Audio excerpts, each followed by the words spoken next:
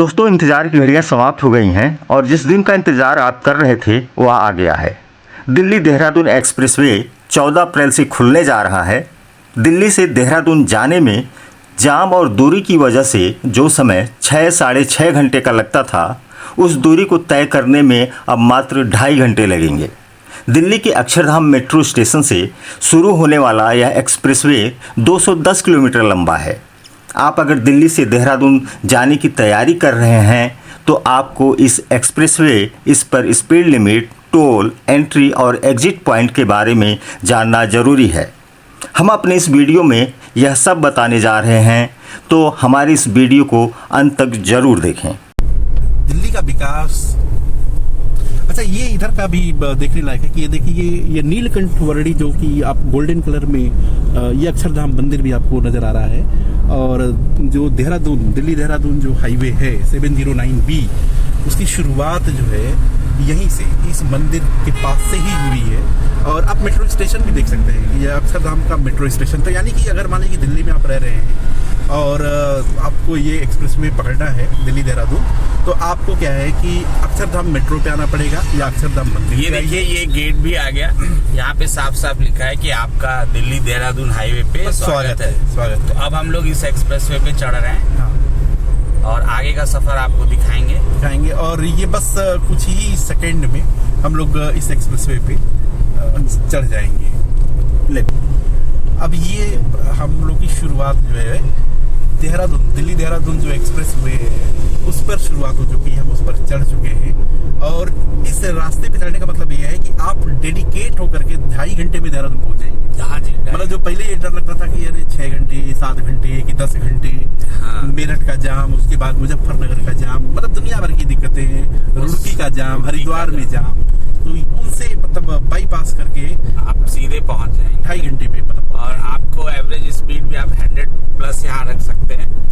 और स्पीड का भी कोई बार नहीं है, बार है पर 100 तो कम से कम एक्सप्रेसवे है तो आप 100 पे आराम से चल सकते हैं। इस सड़क से आप देख सकते हैं कोई ज़्यादा रस भी नहीं है और काफ़ी सड़क खाली सी दिख रही है। हालांकि आज संडे है तो थोड़ा सा उसका असर हो सकता है। और अभी ये दिल्ली का इलाका है तो थोड़ा आपको भीड़ दिखेगी। उसके बाद जैसे जैसे आप एक्सप्रेसवे की तरफ चलते चले जाएंगे, हाँ, दिल्ली से मतलब बाहर निकलते जाएंगे। अब जैसे देखिए बागपत और सहारनपुर का बोर्ड देहरादून का आपको दिख रहा है। हाँ देखिए, सहारनपुर यहाँ से 189 किलोमीटर का बोर्ड लगा हुआ है। और अब आपको इसी रोड पे चलते चले जाना है, नॉन स्टॉप। और खास बात ये है कि देहरादून नहीं, अगर आपको हरिद्वार भी जाना है तो आप इस रूट को पकड़ के जा सकते हैं और बीच से आप फिर हरिद्वार के लिए डाइवर्ट भी हो जाएंगे, तो आपका समय वहाँ भी काफी बच जाएगा। यानी कि मतलब देहरादून के अलावा आप हरिद्वार के लिए भी, ये देखिए हम लोग दिल्ली देहरादून एक्सप्रेसवे पर सफ़र कर रहे हैं। और इसको मतलब इसकी रेलिंग की ऊंचाई भी जो है, मतलब इस तरीके से रेलिंग की व्यवस्था की गई है कि मतलब दुर्घटनाग्रस्त वाहन न हो सके और किसी तरह की परेशानी न हो। दूसरा चीज है ना, जो रेलिंग के ऊपर ये आपको लोहे के वो लगे हुए हैं, वो भी एक पर्पज है कि नॉइज इधर नीचे ना जाए। अच्छा, ये जाल का जो ये पर्पज है कि मतलब सेफ्टी भी है और नॉइज भी नीचे ना जाए, मतलब अगल बगल की रिहायशी आबादी एरिया है। अच्छा। और एक चीज हम थोड़ा सा सुधार करते हैं। हाँ। इस एक्सप्रेसवे पे 100 की लिमिट है कार के लिए।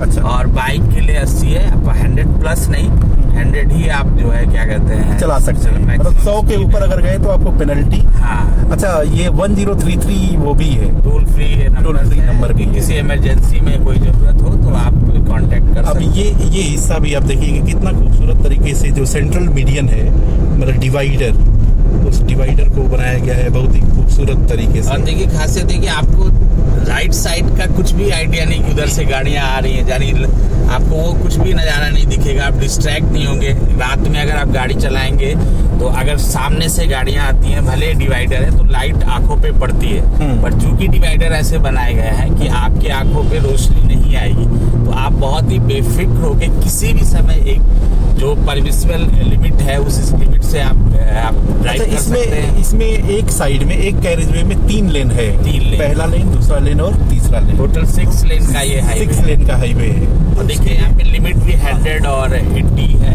हाँ।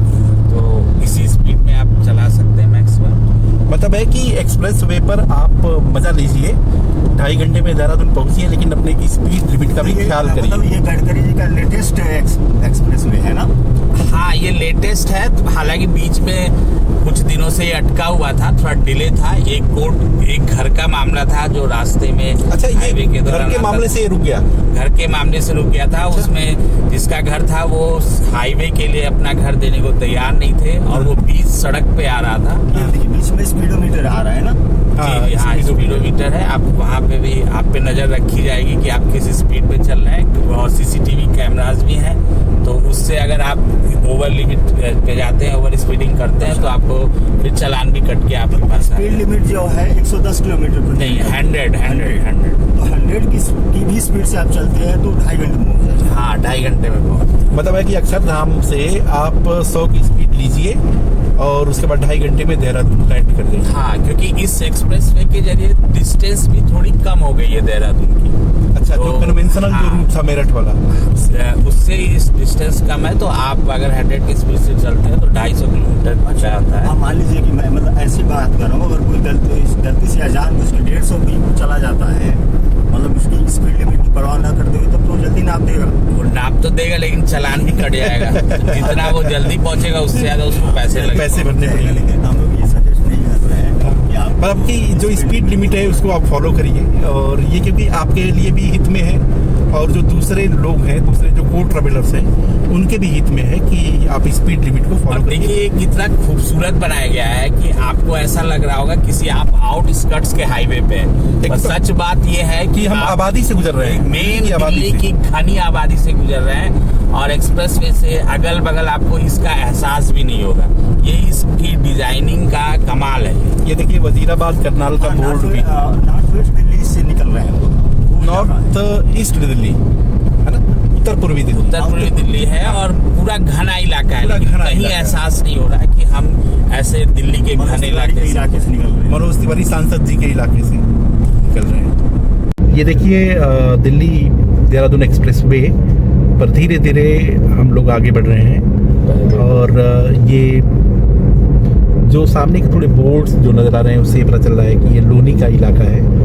और सबसे पहले आप ये भी देखिए 1033 ये आपका है डायल टोल फ्री। इस पर आप मदद के लिए अगर कोई दिक्कत परेशानी हो तो ले सकते हैं। और इसके साथ ही साथ आप देखिए कि ये टोल गेट आपको नज़र आ रहा है 500 मीटर पर। ये अक्षरधाम से चलने के बाद ये पहला टोल है, हाँ, जो लोनी पे पड़ता है। यहाँ पे आपको टोल देना होगा। इसके बाद आगे आप सहारनपुर की ओर बढ़ जाएंगे। तो टोल की राशि कुछ है पता? अब आगे हम चल के देखते हैं, अभी तो अनाउंस नहीं हुआ है, पर बोर्ड पे अगर कुछ अनाउंसमेंट हुई होगी तो बोर्ड पे डिस्प्ले होगा।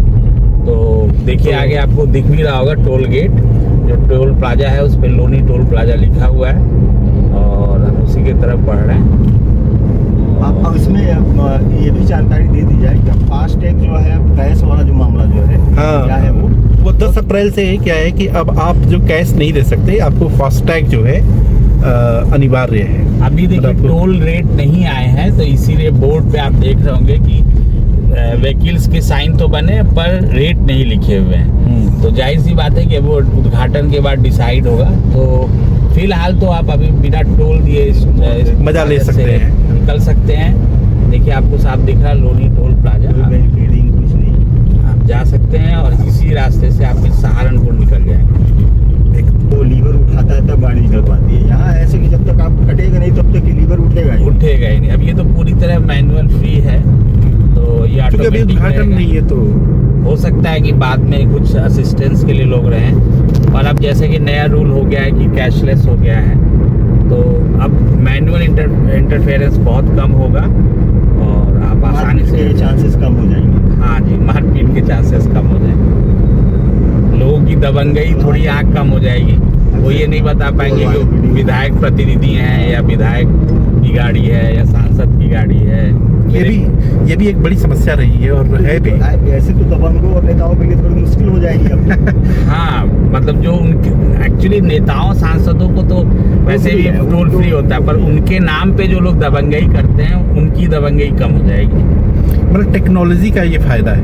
हाँ, टेक्नोलॉजी का ये सवाल ये है कि जब आम आदमी को टोल देना देना पड़ता है, तो मतलब कि मंत्री संतरियों लोगों को भी तो देना चाहिए। हाँ, ये बड़ा मतलब बहुत वाजिब सवाल भी है और सबके मन में ये चीज़ आती है कि भाई मंत्री जो हैं, विधायक हैं, ये लोग तो रसूखदार हैं, पैसे रुपए की कमी नहीं है, और वो लोग क्यों इस तरह का डिमांड करते हैं, जबकि सही मायने में तो जो कमज़ोर तबका है इस्तेमाल कर रहा है उसको होना चाहिए।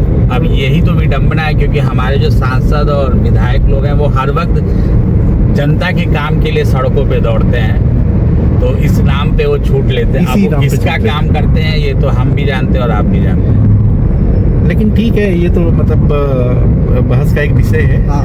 इन सब के बीच हम लोग दिल्ली देहरादून एक्सप्रेसवे पे उद्घाटन से पहले राइड भी कर रहे हैं और बता रहे हैं एक एक चीज़। हमने बताया भी है कि किस तरीके से अभी फ़िलहाल टोल का रेट डिसाइड नहीं है, और लेकिन ये है कि निश्चित तौर पे बहुत मेस्मराइजिंग और मेमोरेबल, आप अगर इस पर यात्रा करेंगे तो आपके दिमाग में वो चीज़ यात्रा अंकित हो जाएगी। उम्मीद है कि आपको हमारा वीडियो पसंद आया होगा, और हमारे वीडियो को शेयर करें, लाइक करें और देखते रहें इंडिया अड्डा।